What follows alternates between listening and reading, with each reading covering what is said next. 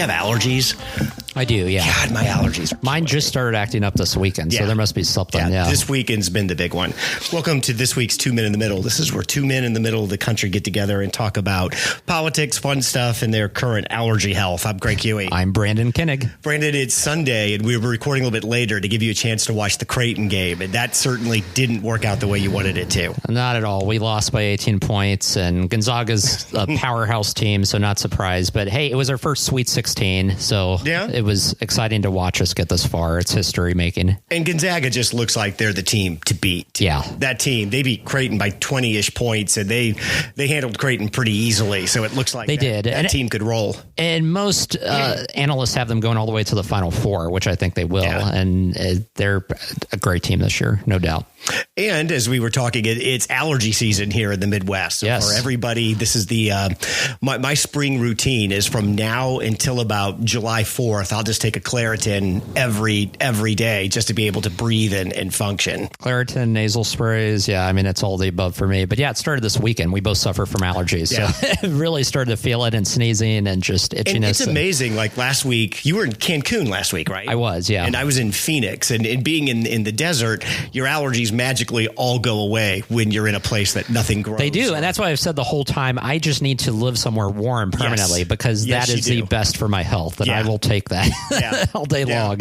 Yeah, Joe and I are starting to get to the point where every time we go somewhere, the mental checkbox we make is, could we retire here? Yeah. Would this be a place that, yes, we could retire to? And there's some communities outside of Phoenix that definitely could fit that bill. Well, the nice thing about Arizona, too, it's affordable. You know, it's not like other places in the country like California where cost of living is sky high. You can reasonably retire in Arizona. Is Arizona a purple state, or is that too far? Is that too big of a stretch? No, I don't think it is, because they have two Democratic U.S. senators now. They went Democrat in the presidential election.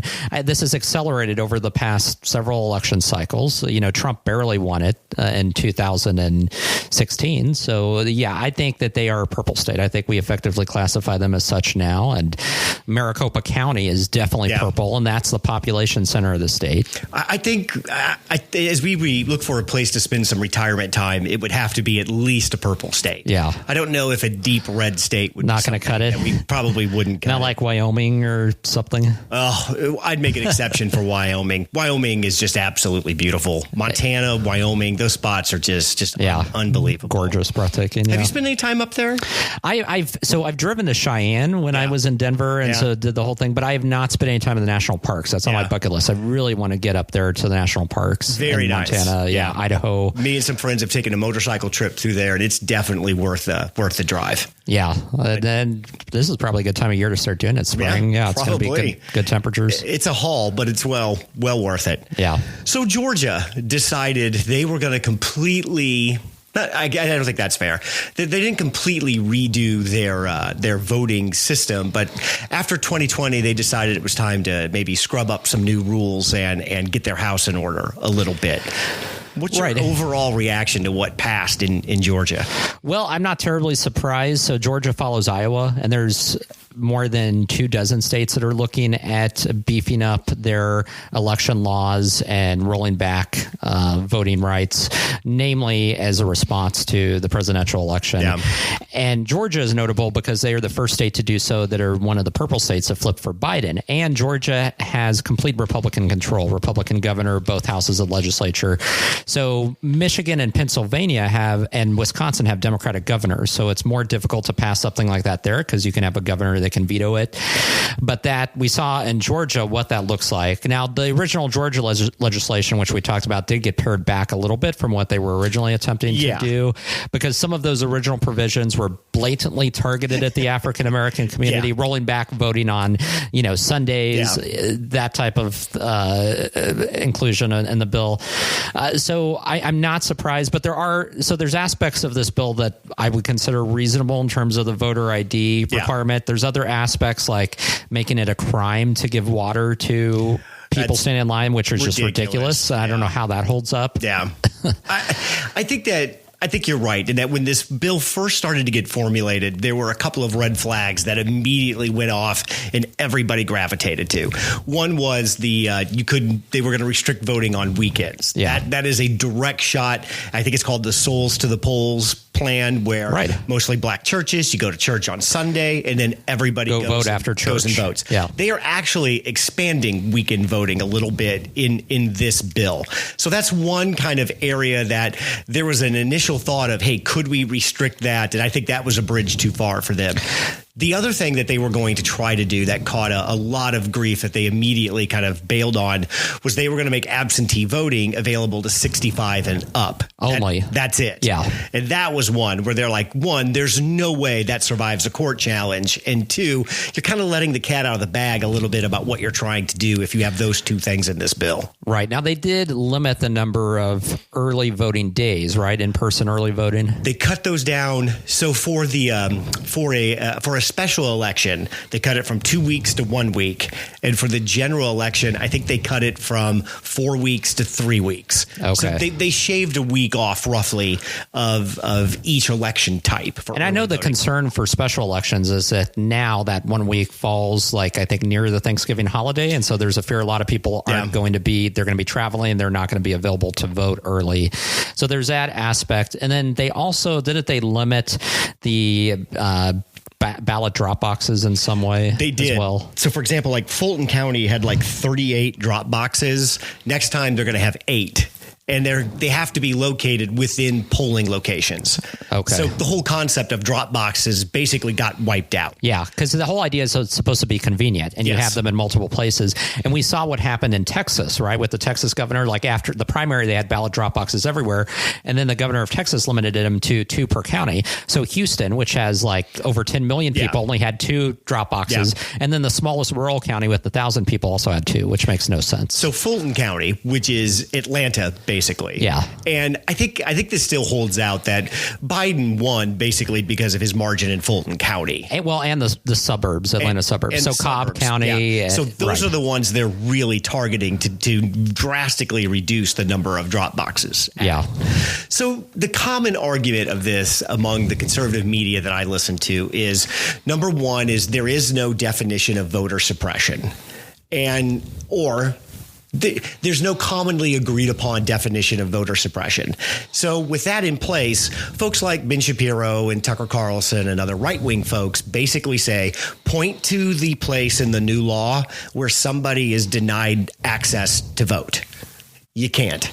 So if you use that criteria for voter suppression only happens when, by law, I take away Brandon's right to vote. They're saying it has to be direct. That's right. Everything else doesn't count. Are you down with that? Does that fit what your kind of mental definition of voter suppression is? Well, I mean, not completely. I think it can be broader than that. I think when you chip away at the opportunities for people to vote, or you make it more difficult, that can be a form of suppression. It's not the same thing. I think we do have to be careful, though. I think it's very easy to make comparisons to post-Civil War Reconstruction or segregation era. It's not the same as a poll tax where it's, direct. We're going to, put this in front to make it impossible, but it's more about just making it more difficult. You have to go through more hoops. You have to be more intentional if you're going to vote because there's just less opportunity as far as convenience to do so.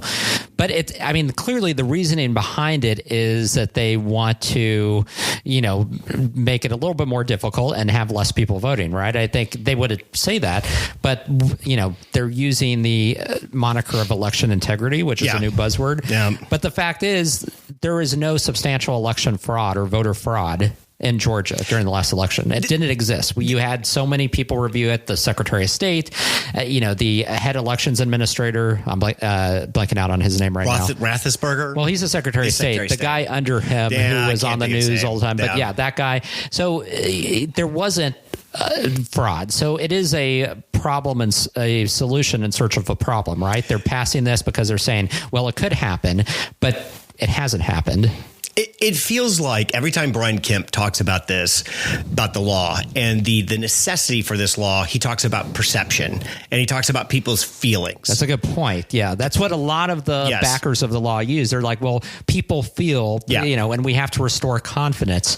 Well, shouldn't we focus more on just correcting falsehoods and untruths about the election and that were spread after November? I would think the path to confidence would be defending what just happened in 2020 and showing, to your point, hey, we had a once in a lifetime circumstance for an election, and look how good we came through. The administration's own national security expert said it was the most secure election that we've ever had. Governor in our Kemp history said it was secure and accurate. Yeah. So part of this is is this like you said, a solution looking for a problem, or the problem is one of perception and the feeling among Republicans in Georgia that something has to be done. I don't know what that something is, and I don't know why it has to be done.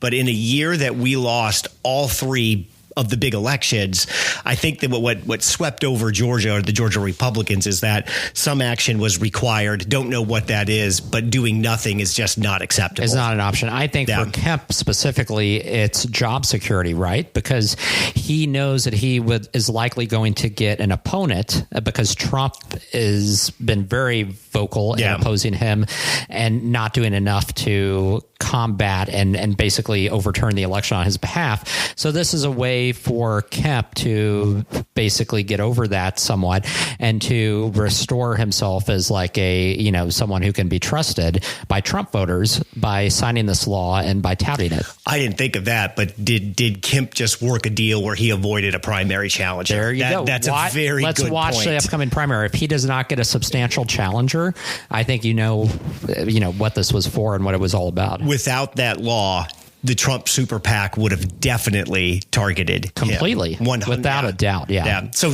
some of this is just straight politics, saving your skin time. Yeah. This is going to be, whenever Trump forms this PAC, this is going to be one of his biggies. He's going to target people that he feels weren't sufficiently loyal during the 2020 election fiasco. And you're right, Kemp would have been absolutely at the top of that. He would have definitely been the crosshairs. Yeah. Other than the House Republicans that voted for impeachment and the senators who did so, it's Brian Kemp, it's Raffensperger in Georgia. I mean, they're kind of number one in terms of Trump's targets. So I tried to do a little bit of reading on this law and figure out what is the actual boots on the ground impact to elections with this law.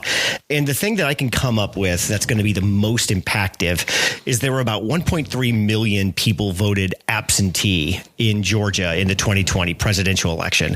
About 3% of them don't have an ID or didn't have any form of ID. And one of the big changes in this law is now if you vote absentee, you have to include your driver's license number or a number from your state issued ID. So in theory, 3% of that 1.3 million, again, math isn't my strong suit, but that's around 380,000 people could not have voted or would not have had their votes counted because of this law. And Biden only won Georgia by 0.4% of the vote. In today's election numbers, 300,000 or 400,000 voters being kicked off the roll is huge. That can make or break. That can make or break depending on who it is. Well, and that's larger than the margin, I think, in the Senate election, special elections in Georgia in January as well. So I think you and I both agreed that asking for an ID to vote is not that's okay. That's not egregious. Most states have some type of form of ID law, and I think that it's not onerous if you're just asking them to provide an ID number. You're not asking them, you need to make a photocopy and send this in or fax it. I think anytime that is a little bit more of an onerous requirement that could serve as an impediment for some. But if you're going to the polls, the vast majority of states, red or blue, have some type of ID requirement. So the election day or the election cycle impact of this law is going to be, there's going to be several 100,000 people who voted last time who are going to have to get an ID if they want to vote this time. Yeah. That's just going to happen. Because there's nothing within this law that purges voters, right? That was a big controversy in 2018 when Stacey Abrams was running. To my knowledge, they're not. They're not purging voters. Because that I find extremely concerning because those are just inactive voters and you're just taking them off of the voter rolls without even reaching out to them. And they may have been inactive for a multitude of reasons. And then they decide to vote and they find out, I'm no longer registered and I was taken off of the voter rolls. And that's another thing that this does is you can only vote in the district you're registered to vote in. Because I think you can vote outside of the precinct, you're registered to vote. Now you have to vote within the precinct. Okay, because I know here in Johnson County, like our early voting places, like there's only 5 or 6 in the county, and so those are out of your precinct in many cases. But they have all of the registered voters of the county, so you can go to either one of those and vote early. So I don't know how that works with early voting in Georgia then. So in practice, there's going to be fewer days to vote because they're shortening that week off of early voting, but they're extending some weekend stuff. But the total number of days, I think, actually decreases a very small amount under this new law. You have to have an ID, and you're going to have to go to your precinct to vote. I mean, I think those are the 3 big things that this law is going to strengthen. I don't necessarily think those 3 things are bad, but are those 3 things necessary to securely vote? Well, and the problem here is I think that if the legislature was serious about tackling voting reforms, they should have done it hand in hand with putting more polling places in some of these precincts where people have had to stand in line for up to 8 hours. Yeah. Because this has been a long-running criticism that in minority precincts, there are very few polling places, and you have people that have to wait in line for hours at a time, which is why people come and give them water and food in the first place, which they've made a crime now, which is asinine with this bill. Now, isn't it? I heard Ben Shapiro the other day rail on this, that that's just the mainstream media's narrative. That's not what it is. Basically, what they're saying is you can't offer an enticement for somebody to you can't offer an enticement for somebody's vote is basically, I think, how the statute's written. But in its interpretation, me handing you a bottle of water in line. Yeah, can it be interpreted that way? Because I've read that that's the fear. I'm wearing my DNC shirt, that's where that comes into play. So instead of getting into that area of what is a bribe, what is not, what is an enticement to vote, what isn't, they basically just said, if you're in line, nobody can approach you and talk with you. I think it's also kind of ridiculous to think that somebody who's already standing in line for hours is going to be enticed to switch their vote based on a bottle of water. I've never met anybody who I've been in line with to vote for 2 or 3 hours who wasn't completely locked in and nothing was going to change what they were going to And see, this for. is the thing that drives me crazy is the hypocrisy, because these same state lawmakers that, say, well, bottle of water and maybe a slice of pizza can influence the way somebody votes. These are the same people that will not support lobbying reforms to prevent state lawmakers from being wined and dined and given, incentives for bribes to vote for legislation. Those millions of dollars, that's not the problem. No, Brandon. It's me giving you a cookie and a water. That's the problem. That's the problem. Isn't that really what the debate is? Yeah. It's where you see the problem, and Republicans and Democrats see the problem. They see it differently. Very, very, very differently.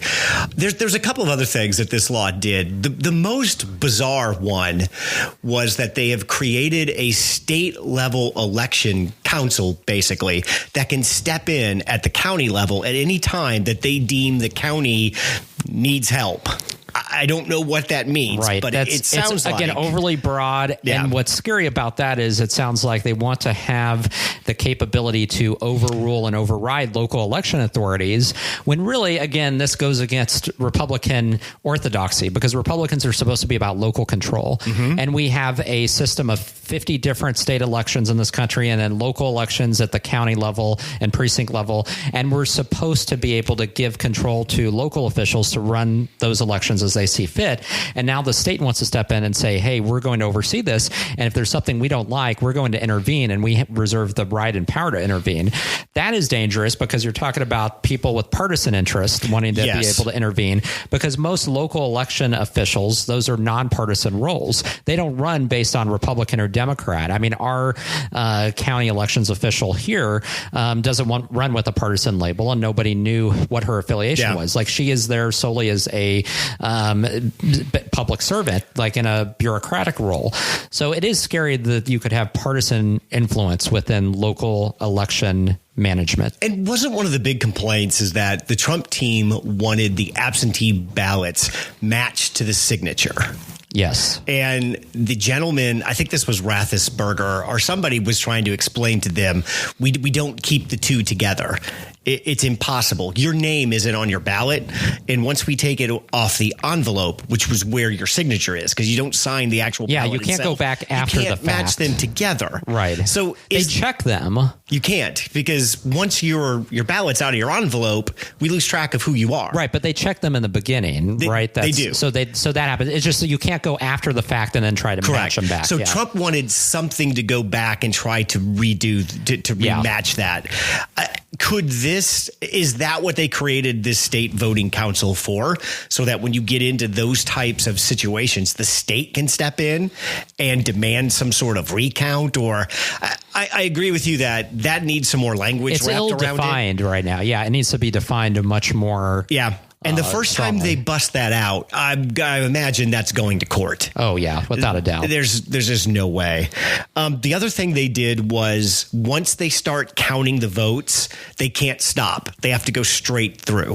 So they're not gonna do what Florida does for some reason and count votes as they get them, which I find still extremely strange. But they did change the rule. There is no stopping and starting. Once the count starts, it's 24/7 and how many ever shifts they need until they get it done. But how? So again, you're going to have to provide the staff and the manpower to do that, because most of these local election bodies don't have the staffing to be able to just plow through like that. And so again, you run into, are they going to provide the funding behind that to make that possible? And, but the good thing about what Florida does and some other states do is that they have the ability to count votes as they receive them. So they count the early votes and absentee votes as they get them, rather than waiting until election day or when the polls close, which is what Georgia had to do and Wisconsin. And the problem that creates is the perception issue, which we talked about, right? Where they are counting the election day votes, which were good for Trump. And then they start counting the early votes, which were heavily pro Biden. And then people are like, oh, what happened? The election's being stolen. No, it's just because of the separation and having to count the election day votes before you count the early votes. And all of this is perception. If you could count them as you get them and continue through, you wouldn't have that issue. Wouldn't have this problem. It's got to be. They don't want that to leak. I'm assuming they don't want that to be able to alter maybe the election by that count getting out. Is that why? I suppose. Otherwise, I don't understand the opposition behind it. I mean, again, enough other states do it, like Florida. And what it does is enables states like Florida to count their votes much more quickly on election night, because they've been doing the work for weeks leading up until that point, rather than saving it for all one day. And then you have staffers that are overworked, haven't had enough sleep, and that's where you increase the probability for human error, right? In those cases. Yeah. Well, I didn't know that there's a conservative argument out there that election has to be over election day. Election day is traditionally how we do it. It's decided on this Tuesday, and at the end of the night, everybody knows who the president is. But it's never been that way.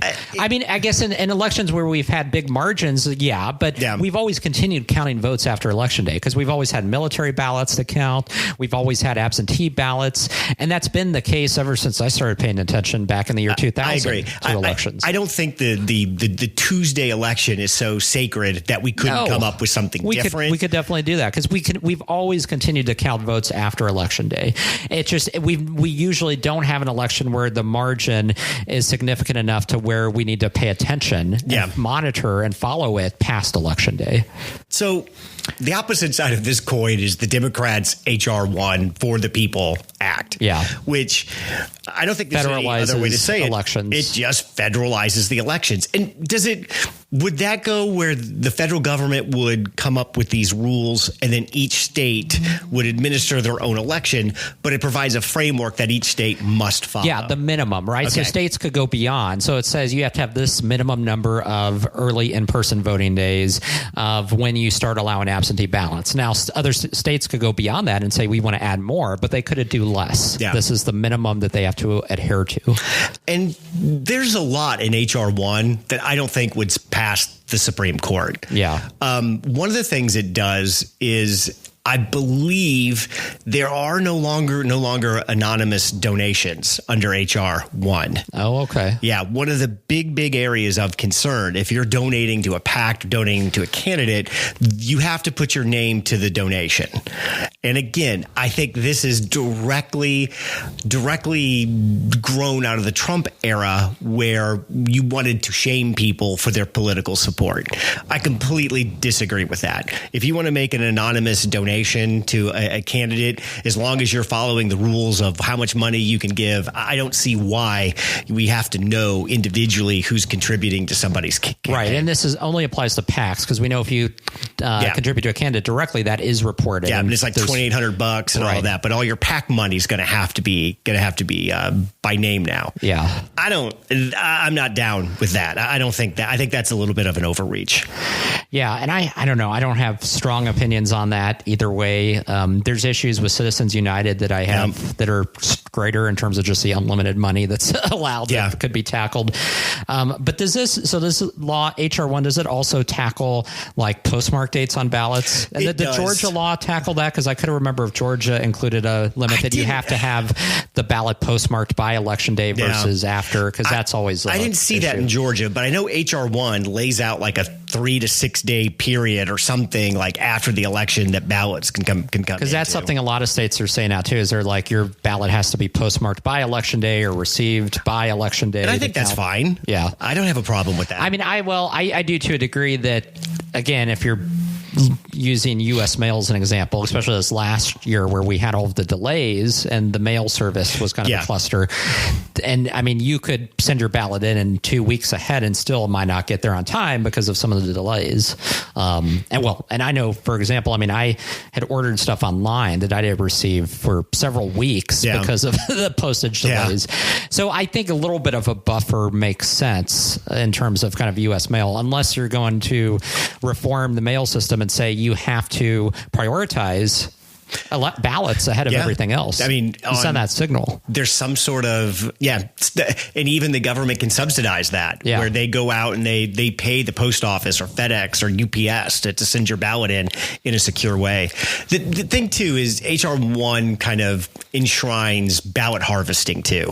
This is where the DNC and the RNC members of their staff basically go out and collect ballots. Yeah. I don't know what I think about that. That is an opportunity where things can happen, because somebody else in North Carolina that they had to redo on the Republican side. Yeah, this was a congressional House seat where you had somebody who was working for the Republican candidate who was harvesting ballots, and really just it was ballot fraud. Like he was signing people's names and ballots on their behalf that they had not requested, and then sending those in. And he was acting as one of those harvesters, though. Yeah. And that election had to be redone because the outcome was thrown out and they did a complete do-over.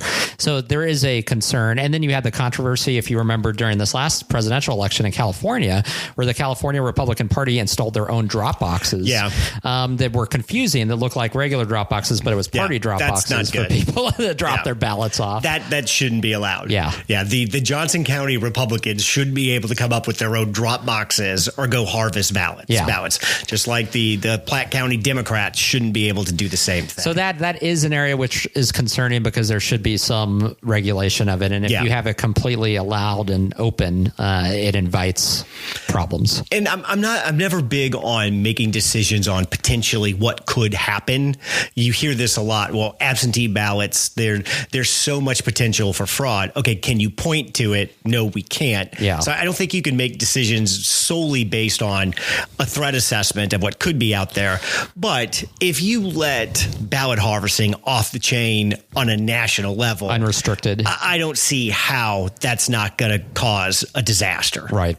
And if you wanted to shake people's confidence, that would be a way to. I would have some basic uneasiness about that. I think a valid criticism. Is there any possible way? And I know the answer to this, and I just ask it to entertain myself, that the Republicans could get together and say, okay, there's parts about HR 1 we don't like. Let's negotiate something out, and let's come up with something that everybody Or am I just, again, what country do I live in? Am I completely fantasizing here? So I don't know. I think it would be possible if you picked it apart. There are parts of it that you could get like a Susan Collins or a Mitt Romney on board with. But the question is, I think strategically, I don't think the Democrats want to do that because they want to use this as the vehicle to push the end of the filibuster. And so they want to bring it all as one and then point to the filibuster as the obstacle, the roadblock to being able to pass this and use it to galvanize their supporters and put pressure on Sinema and Manchin as saying, hey, this by not overturning the filibuster, you are preventing us from supporting these reforms and possibly preventing another Democrat from winning a presidential election in the next decade. Is there an avenue for I'm playing Chuck Schumer, you're playing Mitch McConnell? We need better characters to play because both of those two are terrible. They are. And I come to you and say, I will not push the filibuster block if you give me H.R. 1. And I'll even let the Republicans strip it down a little bit. We will, in good faith, we will negotiate an election reform bill. And if you do that for me, we won't use the filibuster. So if I'm Mitch McConnell, I'm not even saying I guarantee me your 10 Republican senators. Yeah. We'll if as a way of negotiating in good faith, I'll earn those by the concessions we make. But you've got to get on board at least and go that way. I guess I'm trying to fantasize a path where a deal could be struck. I think the only path is if you already get Manchin on board and you have a specific plan to dilute the filibuster enough to where you say, hey, we have Manchin and Sinema on board. Like, this is our plan. We're going to gut the filibuster. We're not going to get rid of it completely, but we're going to dilute it to where it becomes an almost impossible tool for you guys to leverage because you have to stand up there and speak and eventually you stop and we vote.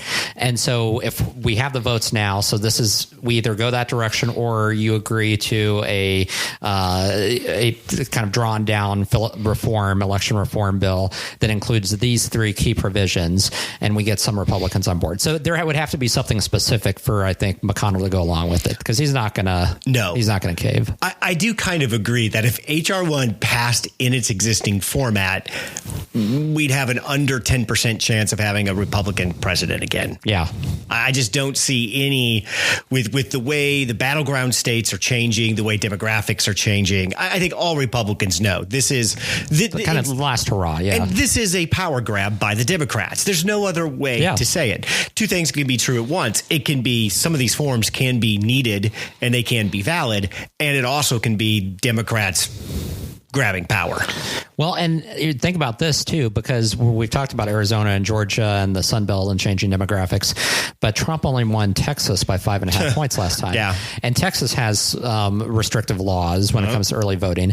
So if with federal laws, you're able to open the doors widely for advanced voting in Texas, you could see Texas go blue during the next presidential election. And that ends it for Republicans. If they lose Texas, there's no path. They're done. And again, throughout history, this has been a question that every nation that's attempted to form some type of constitutional government, republic, anything, always struggles with who votes and how they vote. And this is just a continuation of women's suffrage falls into this bucket, landowning men. So this is a constant topic that needs to be massaged and revisited in a republic where how easy and who gets to vote and how we access the vote. But it is smart on the Democrats' part. I think if it doesn't, even if it doesn't pass and they're only able to pare it down, it's a galvanizing and mobilizing issue for the base. Yeah. Just as it is in Georgia. I think that this is really a gift in Georgia to the Democrats because I think that their voters are going to be more engaged and more encouraged and motivated than ever during the next election to turn out and to vote, knowing that, there's specific law in place now that is trying to restrict that ability. So like in the last 3 weeks, a whole new industry has popped up. This NFT craze. Have you read anything about this or tracked this at all? The non-fungible thing. I've heard the acronym, but I don't know the context. So I don't know a ton about this, Yeah. but basically it's like electronic art that they use blockchain to validate this is only one of one. Okay. So people, Yes, I have heard it. Yeah. In traditional terms like baseball cards, basketball, Right. stuff like that, people now are taking electronic images of themselves and they're selling them, and they're selling them in a way that now you own basically this image. And this image has value to it. I don't understand the NFT thing at all. I think it's dumb. If you pay $70,000 for an electronic image file of something of Tom Brady, you just have more money than brains. I get that. Right. I don't understand the claim that's attached to it, because electronic image file can be manipulated and you can get copies. It's not the same as a physical copy of something. It makes no sense. Yeah. But if blockchain technology can validate that this image is a one of one to a point where people are spending thousands of dollars on that validation, where's technology in voting? Yeah. Where's that at? I mean, all of these solutions are all still based in it takes 2 days by horse to travel to the poll place. When are we going to take a huge step forward and introduce some modern technology into the voting process? Well, and maybe that would be the smart play here, is for Democrats to apply some modernization components to this bill to get some people on the other side on board. But you're right. It seems like election technology is always behind. Yeah. I mean, it's far behind. I mean, it was in 2000 when we had the hanging chads, I mean, we were behind then, and even now we're still behind, and we're always playing catch up. You ever voted with one of those punch key things that you had to stick the ballot actually into the slot and then do the punch key? I have not. That was before my time. It wasn't very positive. Yeah. It looked so rudimentary. I can't believe that was ever a thing. I'm surprised we don't have more election issues than what we have. We already have, yeah. And last year, we really didn't have many in 2020. We just got told we did because we had the fewest ever, I think, actually. I mean, it was a very seamless election despite all the rhetoric. Let's fast forward into 2024. What are the arguments around Georgia and the Georgia law when we hit 2024? When it comes time, because in 2024 Kemp is up, he's going to run against Abrams is going to run against him if he's not primaried. That's a question. If he has a primary, which will hurt him, if not completely destroy him, and not give him an opportunity to run for a second term. But yeah, I think that Abrams, has a very good shot, because I think even with this law, I think this law will still galvanize turnout at the levels we saw this last year in Georgia and in January. It's difficult to see that dropping, because even with something like this, I think there's that motivation factor that's going to be there. So you're Brian Kemp. You just saw the demographics in your state change before your eyes. Yeah. You saw it in real time. Why isn't the play, just talking straight politics here, to come out and say, I will not sign that bill? That bill disenfranchises too many Georgians, that I am your governor. Yes, I get it that there's questions about roles that got purged and all this stuff Abrams has brought up. But as the governor of every single person in the state of Georgia, my job is to protect your right, and I'm not going to sign. Wouldn't that, I mean, and it would position him as being a governor for all Georgians, right? And not just one. Wasn't that the play? I mean, wouldn't he be being lifted around on people's shoulders and carried through the streets of Atlanta? Yeah. Now, he'd be dead to all Republicans. Right.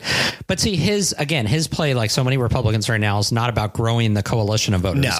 It's about retaining the Trump base. And that's what he's going for. And so to retain the Trump base, you have to completely give up the idea that you're going to grow your voting coalition. Well, and that's a dumb idea, because you're right. If he did do that, he would get primary. Yeah. He would basically just sign himself up. Oh, this would be like the death knell. Yeah. And he would throw the whole state into the crapper, because that would be a civil war amongst Republicans at that point. But it's not, again, it's not good for him. So that would hurt him with the Trump base. But this does nothing with swing voters or suburbanites. I mean, if anything, he is just left with that hardcore minority of Republican-only voters, and that continues to get smaller and smaller in Georgia. I mean, with the way that Metro Atlanta is going in the suburban areas, and so it's not the population trends of the state, the people that are moving in, and we forgot to mention too, it's not just the African American vote. Georgia is also one of the fastest growing states in the country, and Metro Atlanta continues to grow by tens of thousands of people each year, and those newcomers that are coming in tend to vote blue or tend to at least be purple. They're not Republican voters. I would make a fairly substantial monetary bet on Stacey Abrams winning the Georgia governor. I mean, she barely lost in 2018, and look at how far Georgia has moved politically since then. And you've given her so much to work with. That I think she's going to take that and take that fairly easily. Well, I guess we've got to pivot to the other big topic, which is gun control and mass shootings, which I feel like over the last 3 years, we've all lined up to take our shots at that as we have to respond to yet another 2 mass shootings. 2 in the course of 2 weeks. It's rinse and repeat, right? So we've been here. I guess what gets me is just how numb we've become to this. We have so many annually now.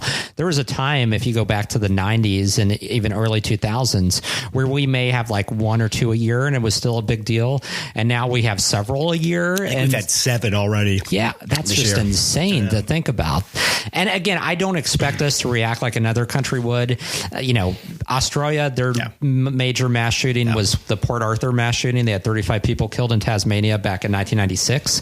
And so they banned all guns then and went for a total ban. I would never expect that to happen here. What they did in England after their mass shooting in 1996.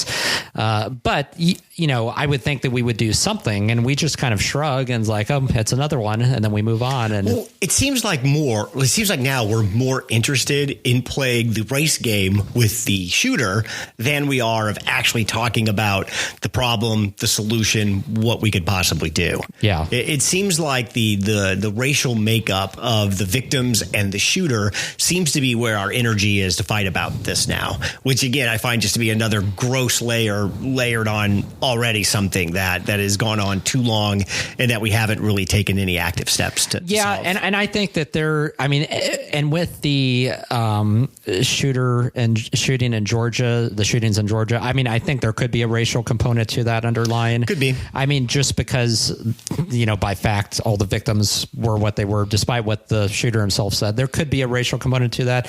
But we do get hung up on the racial issue to a degree where it doesn't move the argument in terms of what we do about guns and mental health at all. I mean, because that's what it comes down to. There's a gun argument and mental health argument that are unsolved and that we have not made any inroads on for the past couple of decades. And you're right. This is just 2 more layers on top of it now that we can argue about that instead of actually talking about the problem. Right. Because the problem is with racism, and even if, this was entirely a race-based shooting, there's no policy angle for race. You can't stop racism. It's always going to be there.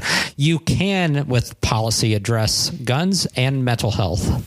And the question is, what are we going to do about those? I go back to, again, the first thing that people do is they classify these people as evil.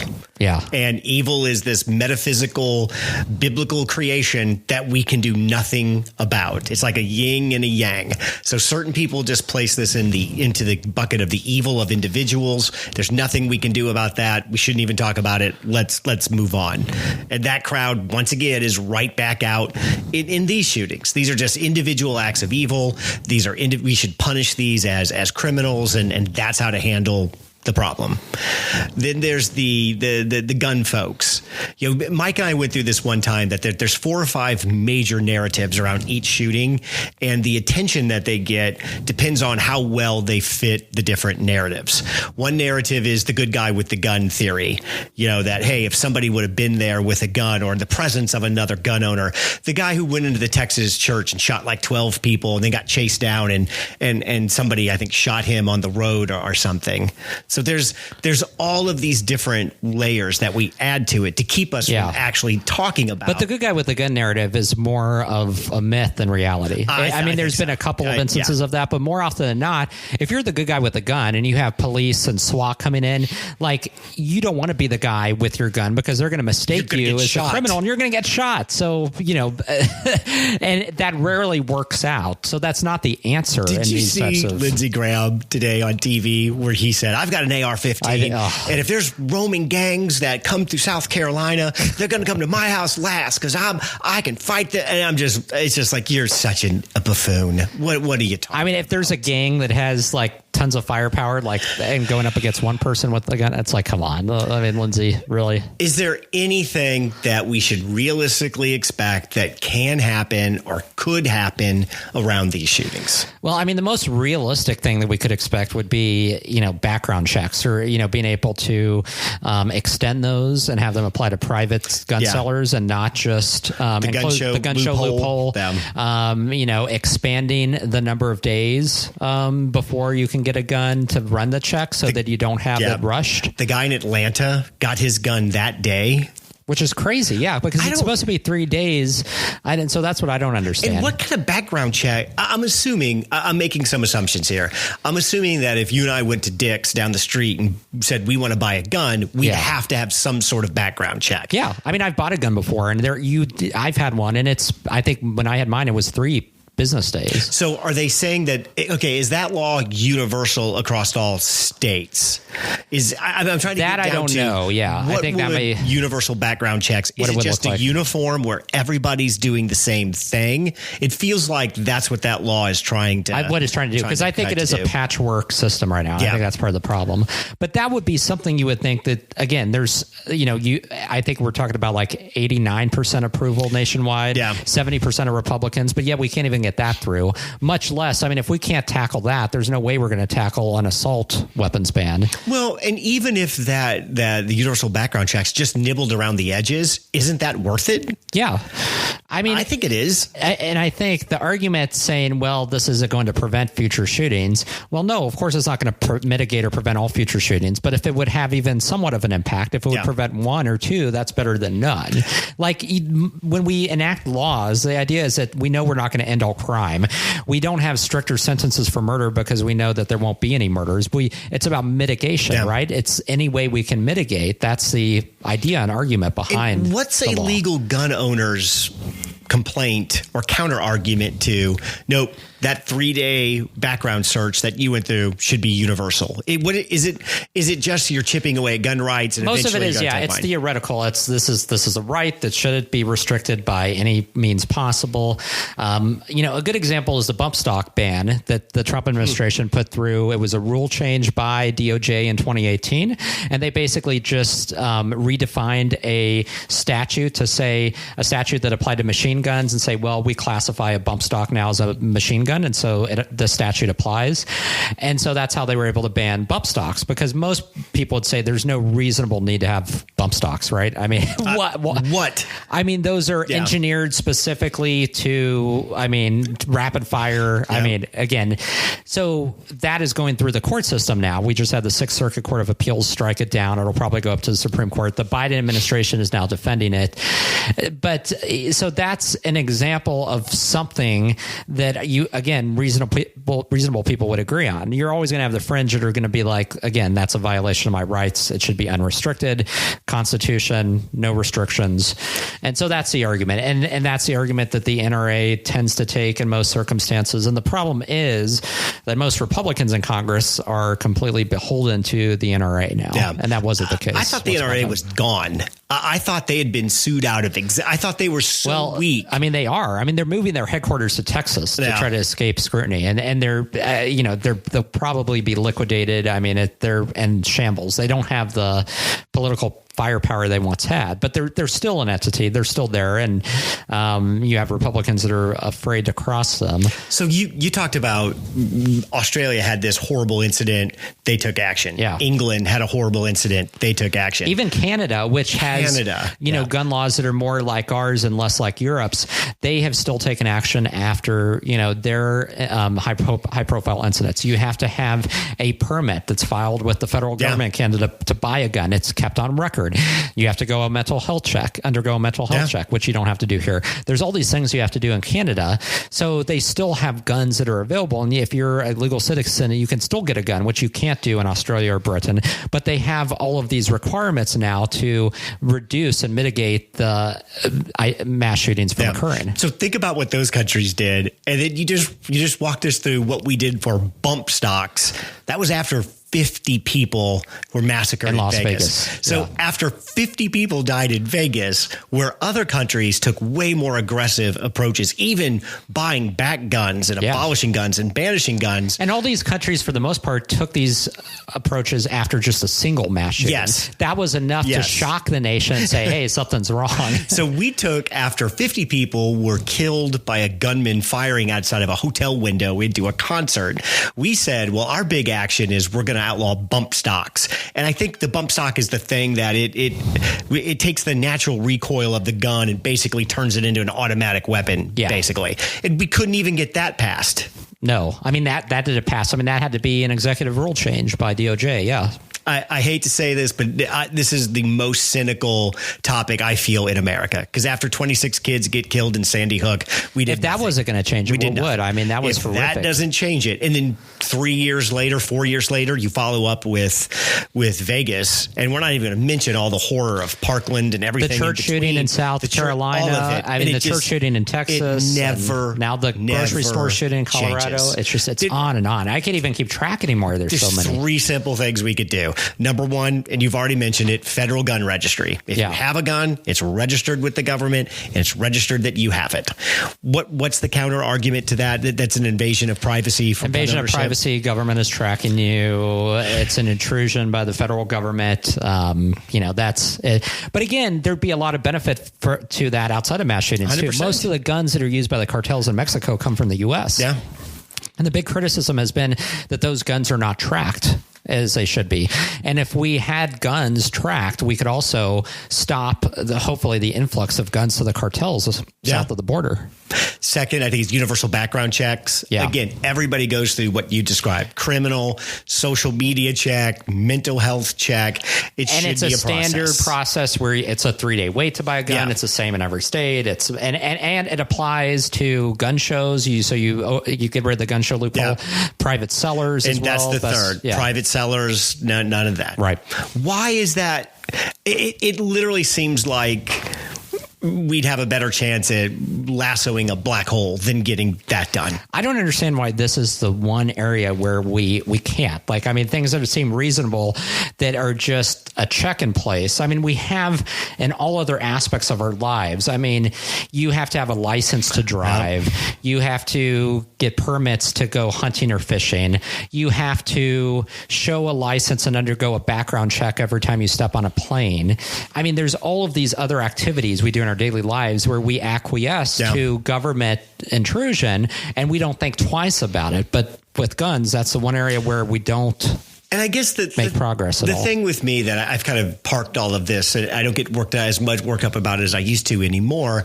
And it's a grim realization, but it's that there's over 400 million guns in escalation in the United States. We have flooded the country with guns. There's no law that's going to get rid of those guns. Well, and there's no appetite. No. The slippery slope argument right now is that you, again, by expanding background checks, you just open the door to allow the government to seize all guns. And I don't know how you have a conversation about that because that's never going to happen. Never going to happen. I mean, it can't happen legally. The Supreme Court would never rule. Do you know any Democrat who honestly pushes that forward? No, but that's the big boogeyman argument. And there are people out there that are afraid of that. And that's why when these events happen or when a Democrat wins the White House, you see the gun sales skyrocket because there's this innate fear that the guns are going to be seized. There's no way that the government has the manpower to do that. They could offer a voluntary buyback program. I could see that, but that's as far as it would go. Right. And that wouldn't dent anything. No, not you even might be able to make an attempt to get older guns off the street. Maybe some people would do that, but nobody's going to trade in a gun that they bought. Not going to happen. Yeah, I think the issue is there are so many guns in the market right now. And these guns, if you just think of the gun as a tool, it has a shelf life of hundreds and hundreds of years. You could buy a Glock, set it on, keep it in a box, open that box in 200 years. If you've got bullets, it's going to fire. It's going to work. Yeah. So what are we supposed to do about the gun problem? We're awash in a sea of guns. There's 10 million AR-15s. There's 100 million long rifles. 300 million handguns. I think the time for significant change is past, and I'm not really sure what's even worth doing anymore. I think the gun registry, the things, yes, those are all things that we absolutely should do. Yeah. But the problem's really not going to take a significant step back until we devise some plan to deal with the guns that are currently floating around today.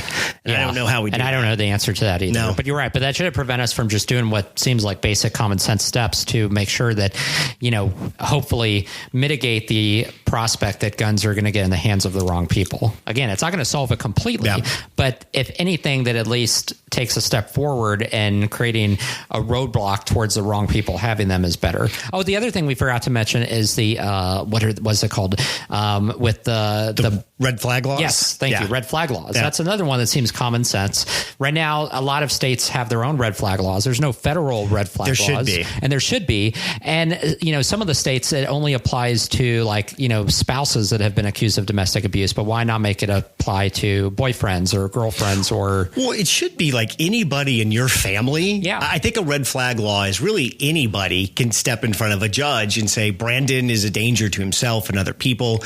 I know he has 2 or 3 guns and they need to be temporarily taken away. Right. And if the judge finds there's validity to that, they can. And I get that there needs to be a process so you don't have somebody Sure. that's doing it out of ill intent and just trying to as revenge or what have you.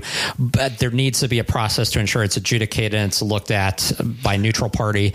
But that needs to be in place, because that's a big part of this too, is that you have people who are known domestic abusers who shouldn't be owning these firearms because they pose a threat to people in their family or to significant others. This is a good point. I don't know the laws in this, but I'm sure there's certain crimes, if you commit, you have to give up. Oh, there guns. are, yeah. This should be one. If you have a misdemeanor, even a domestic violence charge, shouldn't any gun you have be confiscated?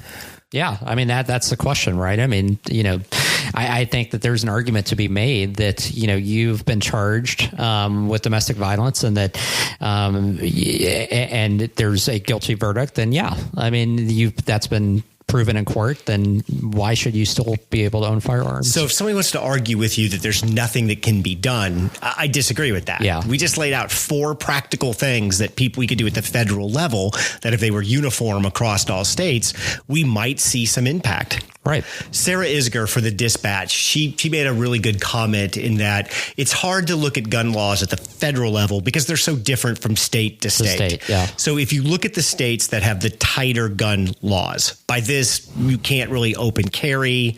Background checks are in place, red flag laws. If you take them in aggregate, they have about a 10 to 11% drop in gun violence across the board.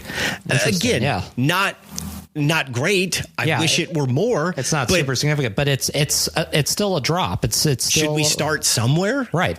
I mean, to me, the gun argument is the one that everybody's stopped making good faith arguments over. Right, because it's either you want to do something and you want to take away all guns. Yep. But again, it ignores the reality that most Americans that are in the middle of this debate by huge margins support these common sense solutions. And that includes gun owning Americans who own guns themselves but want to see background checks and want to see tougher laws. I don't know a single person who's after an abolishment of the Second Amendment. Yeah. I mean, there are those people out there, but that's not the majority. That's a tiny minority. That's a tiny, tiny, tiny minority. It just seems, again, that Biden's going to try to do something through executive order. I'm not sure what that, what could he do? It'll be adjudicated.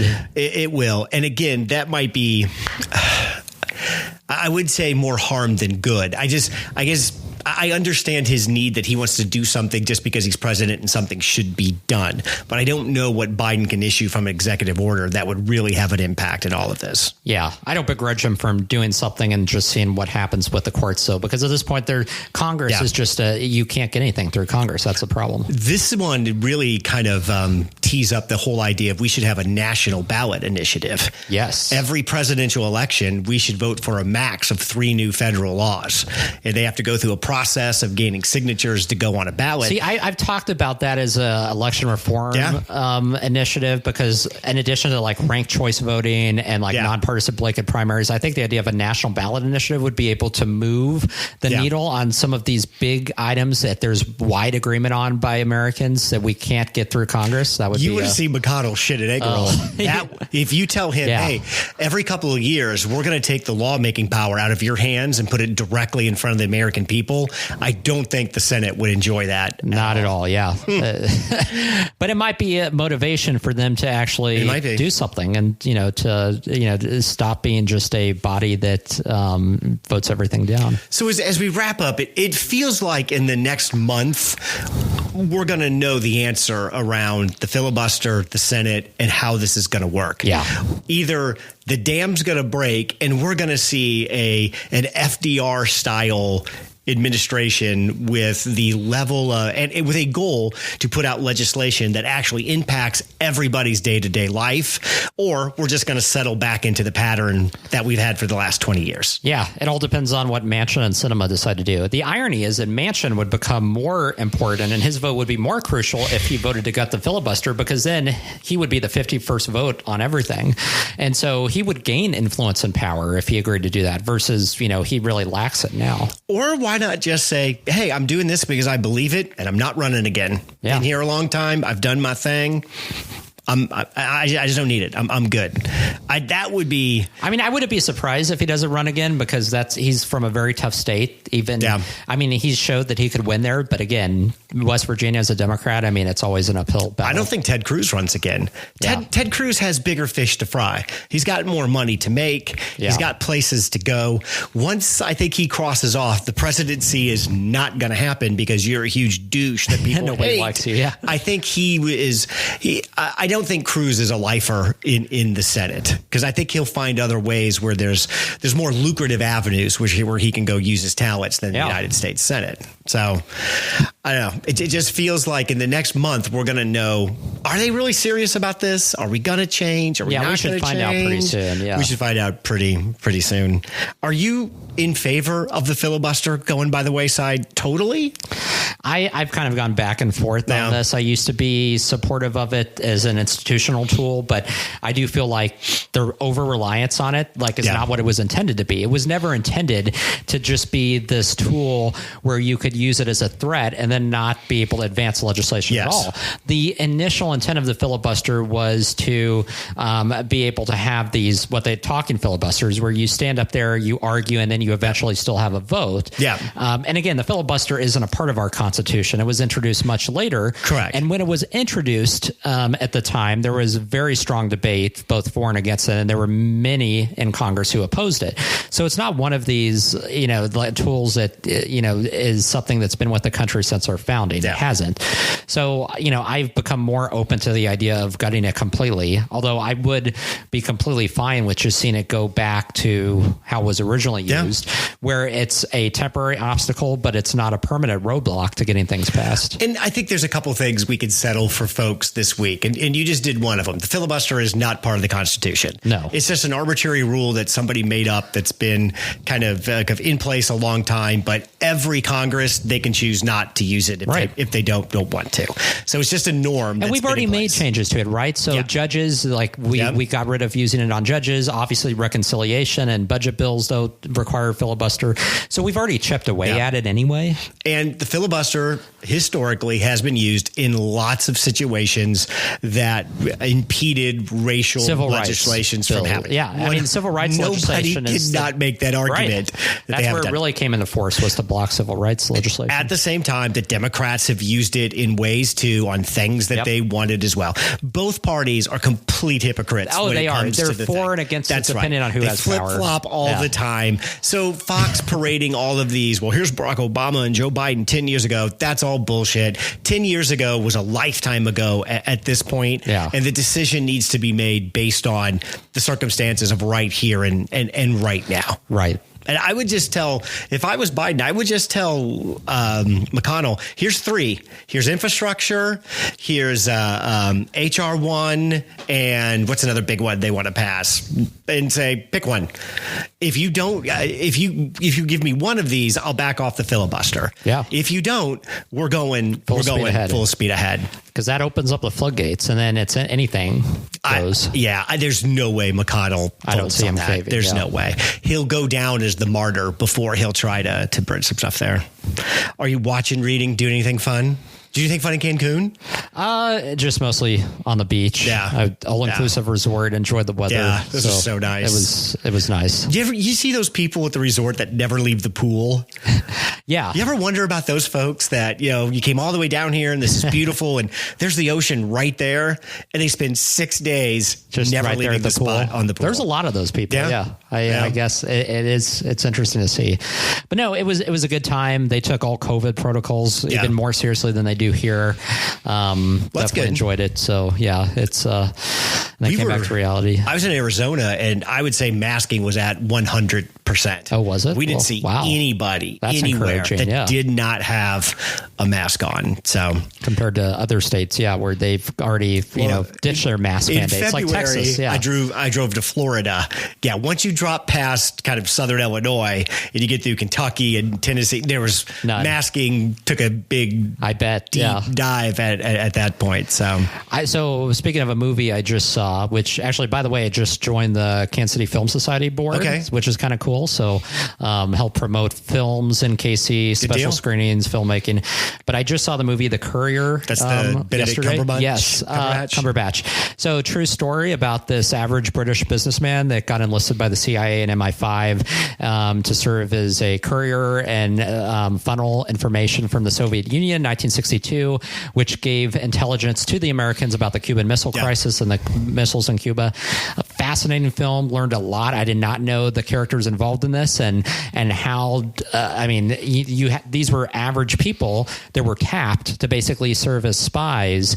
Very fascinating story. I wasn't aware of. So highly recommend it. Really great movie. Have you seen Cumberbatch as Sherlock Holmes on the BBC stuff on Netflix? I have not. No, I need to. Phenomenal. Is he good? Is this the new Sherlock Holmes show?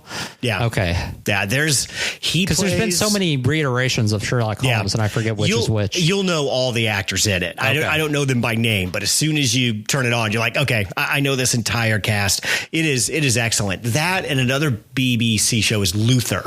Oh, okay. It's another kind of detective show, and it's got, I can't say this guy's name, Ibis Elba, if I'm saying it somewhat correctly, as a cop. That's a great show for the BBC too. Okay, I'll have to check that one out.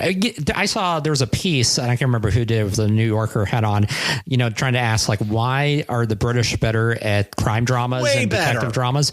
But theirs are much better than ours. Yes. I mean, and character development, like everything. Well, the characters are three-dimensional. Yeah. They're not just all men. Right. They're not just all tough guys. They actually have some issues and problems. So, well, and it seems like the American crime dramas are also formulaic, right? Yeah. It's the same formula. It's the same type of story arc, and it's used over and over again, and they just kind of blend together. But the British ones stand out. I've seen some really good ones. I did watch the Snyder cut of Justice League. Oh, did you see the 4-hour long cut? It's good. Okay. It's really good. That was kind of holding me back because it was so long. But if it's good, I mean, you can cut it in half, and it views well as 2 parts. But that's another one. Doesn't this show you how, like, because the original Justice League was so bad. Terrible. And so here we have the 4-hour cut, which everybody is saying is amazing. Literally, the first Justice League looks like you and I did it. Yeah. This looks like a professional Hollywood person did it. Okay. The stories are different. The characters different. I'm gonna have to check that out. It is amazing how someone could, because I heard they took like some 15, 17 hours worth of footage to make that film. Yeah. How two people can look at that and piece together a totally different movie was interesting. But it's worth a watch. Okay. I'll check it out. I think Godzilla versus Kong comes out. That's coming out, yeah. In like 3 or 4 days. I saw a trailer for that. I will 100% watch that movie. Yeah, it looks cool. My grandfather loved Godzilla movies. Oh, really? Every Sunday, if we would go over there were always Godzilla. See, when I was a kid, on. my cousins were crazy about Godzilla movies. I saw all the old Japanese Godzilla movies. Those are fantastic. And it's just so hilarious with the dubbing, too, where you see them speaking and then the voice comes after. I like the ones where it's obvious it's a dude in a big Godzilla costume. Oh, yeah. he just kind of hops around. They were so cheaply made, Oh, my God. Those movies are fantastic. I'm sure this one will have a little bit better CGI and computer, but somebody could make one of those old school ones. That would be fun to watch. Oh, that'd be nostalgic, yeah. That's our hour. Thanks, Brandon. Thanks, Greg. Thanks for listening to 2 Men in the Middle. Make sure to give us a 5-star review wherever you get your podcasts. Check out our website at 2meninthemiddle.com. Drop us an email at 2meninthemiddle@gmail.com or tweet at us at 2 Men in the Middle. We'll see you next week.